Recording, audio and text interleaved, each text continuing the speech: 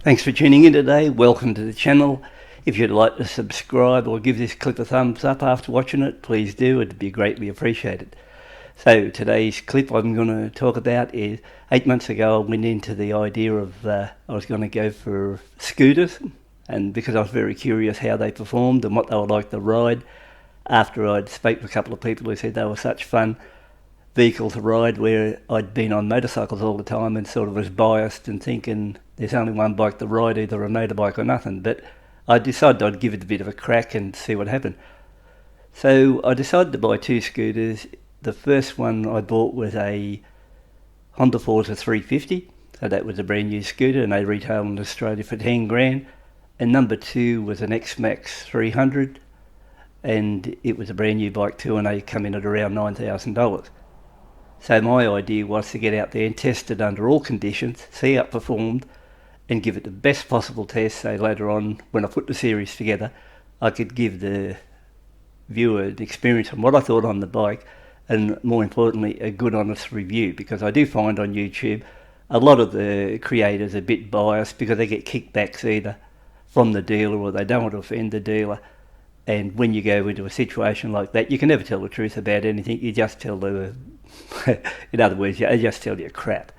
So in my case, I don't work like that. I'm not afraid to buy bikes, ride them, they're no good, tell you they're no good, sell them, get another one. And I've worked on that principle for the last 50 years, so I'm not liable to change now.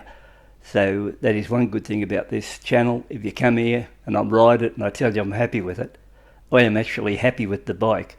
And I'm just not riding it to make you feel happy. Now what I actually liked about the bikes is they had good features. So if we look at the Honda Forza, it came in with ABS, which I think is a must, like dual channel ABS, 15-inch front wheel, 14-inch rear. It had traction control too, which most of the time I ran it on with the traction control on, and it had good power. And it had a power windscreen, which was a bit of a novelty at the time because I don't think I've ever purchased a bike with a power windscreen. And the Forza 350 was a pretty good looking bike.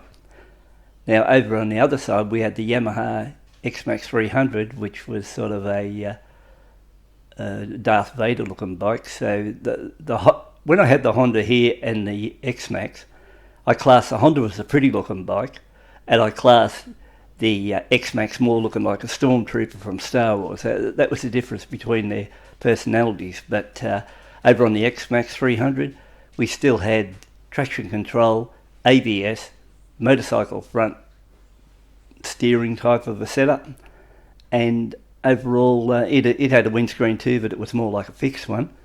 But between them there wasn't much difference weight-wise. They both weighed in at around 180 kilos. They both steered all right. Like I said, I give them really thorough tests and ran under all conditions. And this series I put together on it went for something like 10 parts. And I might just give you a little bit of briefer now and see if I can pull up a few extracts from the clips and just show you what went on.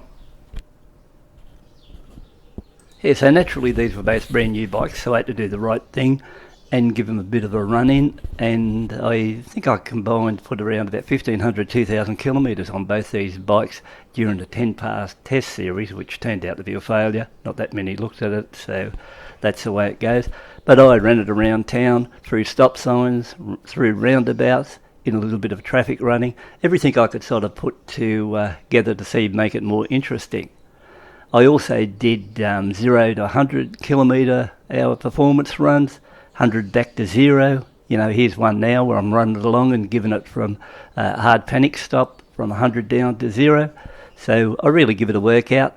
Then I ran it through some bends, both bikes through some bends, and just see how they cornered, like the Yamaha with motorcycle type suspension compared to the Honda.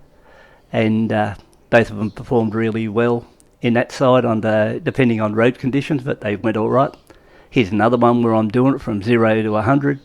So the bike's got a really good test over that 10-part series, anything I could think of which would be a benefit to them. So it was another one where we're just trying along and see how it performs over rough parts of road where you're going along, and seeing how it handles bumps. So, overall a big general run there. The big test was this one here, where I actually rode both scooters up a 1.6 kilometre hill, pretty steep one too, and just see how they pulled it. And surprisingly, I think I got up the hill on both scooters averaging around about 90 or 95 kilometres an hour. So this is the final stage of that hill where I'm giving it a bit of a workout up here. So I'm on the Yamaha at the moment, and the Yamaha's topping this hill pretty good. And these were virtually near new bikes and haven't even probably what you'd class as run in and got to their full potential as far as performance goes. But it was one good ride up a log here, and the road was a bit rough there too where you were going along it, but the Yamaha bounced along that or ran along that quite well. And then I went out there and I rode it under wet conditions. It was raining a bit here now, and this is where I'm testing the windscreen on both bikes.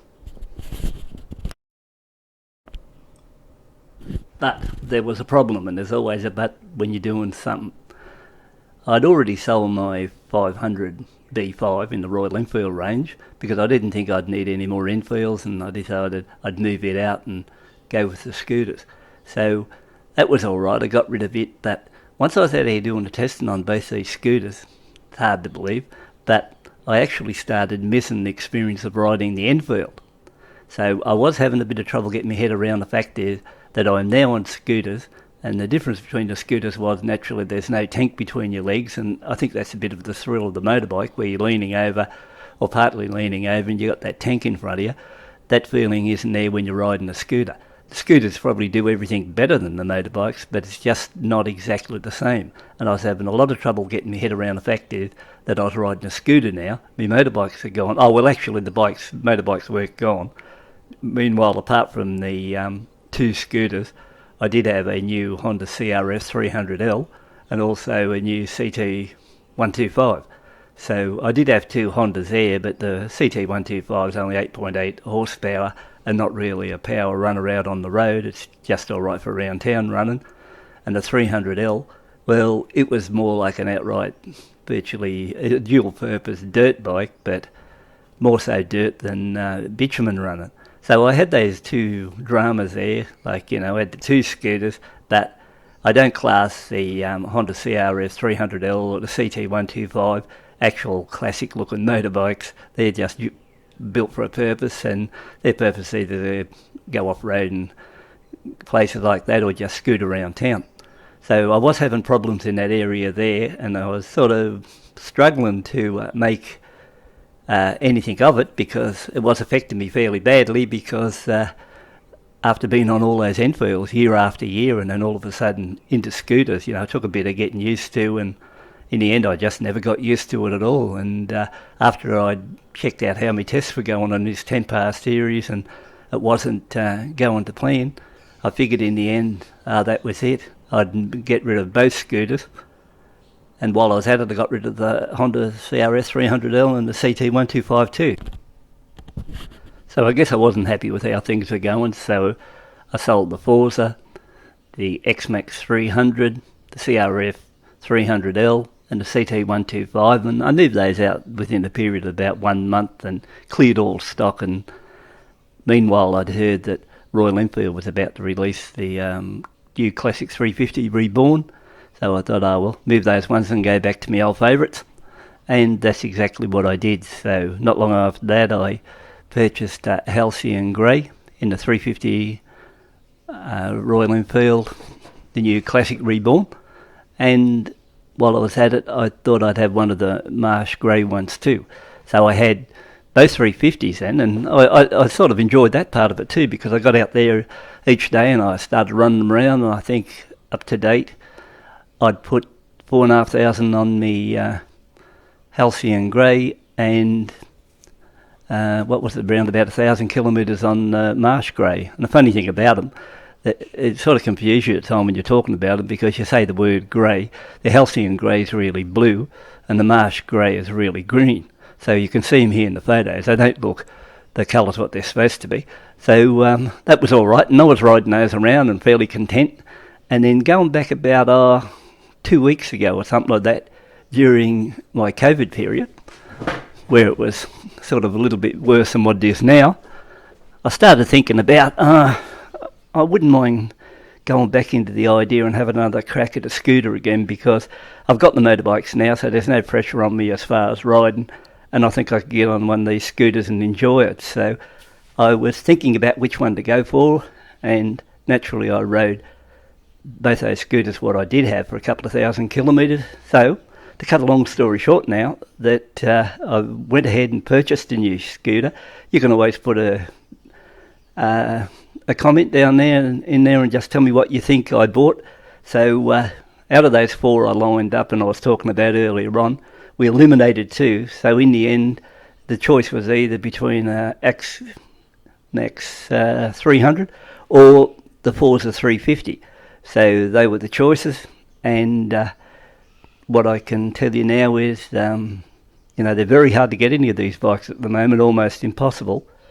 And it was a big struggle to get the bike. It wasn't just a matter of saying, oh, well, I'll take it like it was the first time. Totally different this time when I went to get one.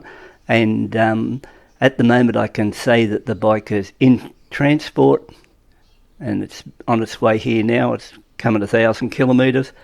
So once it gets here, it'll have to be registered and it'll have to be blue slip registered and stuff like that.